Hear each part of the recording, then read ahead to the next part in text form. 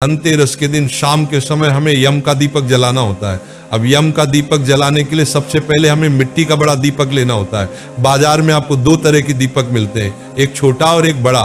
तो यहाँ पर आपको सबसे बड़े साइज का दीपक ही लेना होगा और वह दीपक नया होना चाहिए। अगर आपके पास मिट्टी का दिया नहीं है तो फिर आप आटे से दिया बना सकते हैं। महाराज 4 बाती इस दिए में जलाई जाती है। आटे से अगर आप दिया बना लेते हैं तो ठीक है, नहीं तो आप मिट्टी का दिया भी ले सकते हैं। इस तरह के बड़े दिया आपको बहुत आसानी से मार्केट में मिल जाएंगे, तो आप मिट्टी का दिया ले लीजिएगा। महाराज अब इस दिए में आपको 4 बत्तियां लगानी है। अगर आप चाहे तो 4 अलग अलग बत्ती बनाकर चौमुखी दीपक तैयार करें, अन्यथा 2 लंबी बनाकर भी 4 बत्ती का दीपक बनकर तैयार कर सकते हैं। इसके बाद इस यम दीपक को सबसे पहले हमें अपने घर के अंदर जलाकर इसकी पूजन करना होता है।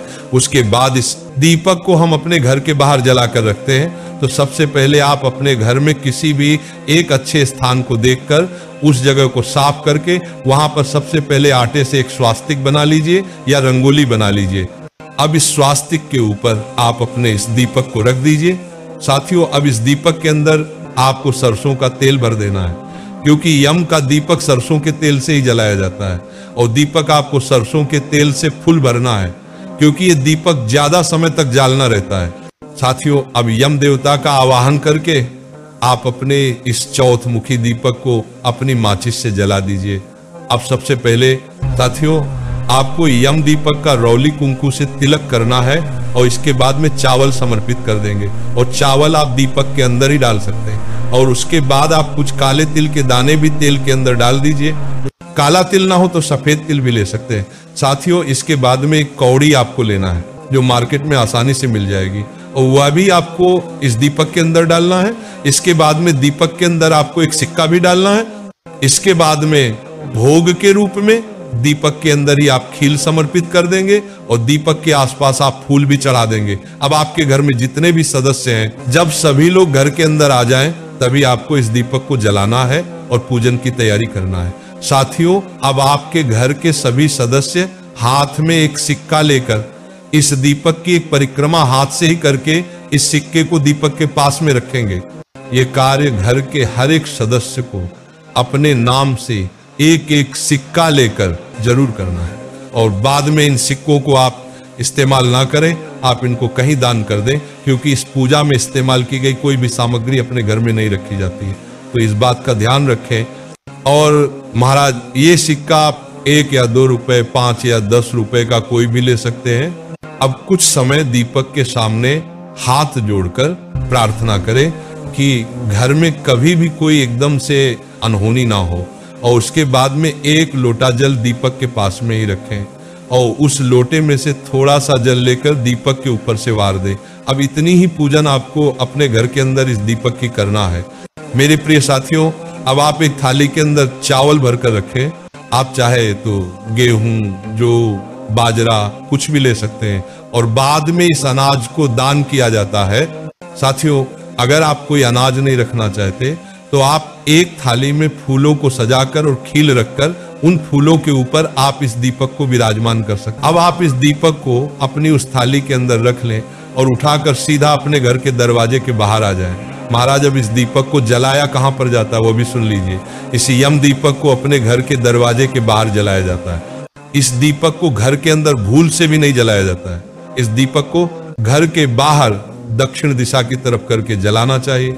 अब अगर आप लोग फ्लैट में या किराए के घर में रहते हैं तो आपका जो मेन दरवाजा है, जहां तक आपका किराए का घर या फ्लैट है, तो उस दरवाजे के बाहर आप इस दीपक को जला सकते हैं। ध्यान रखें कि ये दीपक आपके घर की दरवाजे के बाहर दक्षिण दिशा में ही जलाना है। महाराज, अब जब भी आप इस दीपक को अपने घर के दरवाजे के बाहर जिस जगह पर जलाएं, वहां पर सबसे पहले कुछ फूलों की पंखुड़ियां रखें और थोड़ी सी खील या चावल आप वहां पर रखें। अब इन फूलों के ऊपर अपने इस यम दीपक को रख दें और हाथ जोड़कर प्रार्थना करें कि हे यम देवता, जिस तरीके से यह दीपक चारों दिशाओं में अपना प्रकाश फैला रहा है, इस तरह से चारों दिशाओं से आने वाली मुसीबत को आप हमारे घर से दूर रखना और हमारे घर में सुख और शांति रहने देना। और यही से हम आपका पूजन कर रहे हैं और घर के बाहर से ही आप हमारा पूजन स्वीकार करें और हमारे ऊपर अपनी कृपा बनाए रखना। इस तरीके से आप दीपक के सामने हाथ जोड़कर यम देवता से प्रार्थना करेंगे और फिर सीधा उठकर अपने घर के अंदर चले जाएंगे। और महाराज ज्यादा तेज तक दीपक के पास नहीं रहना है और दीपक को ज्यादा देर तक नहीं देखना है।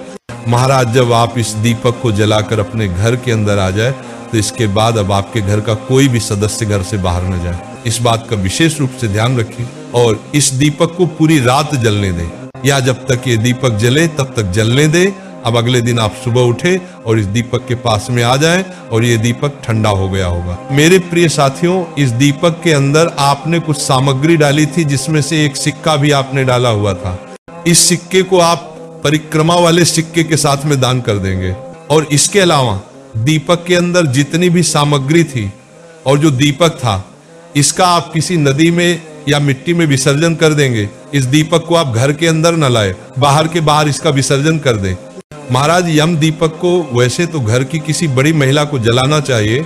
अगर घर में बड़ी महिला उपस्थित ना हो तो फिर घर का कोई भी बड़ा पुरुष इस दीपक को जला सकता है।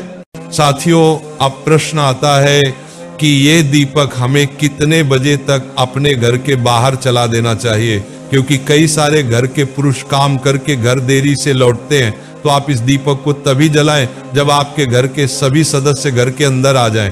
वैसे दीपक को जलाने का समय शाम 6 बजे के बाद से शुरू हो जाता है।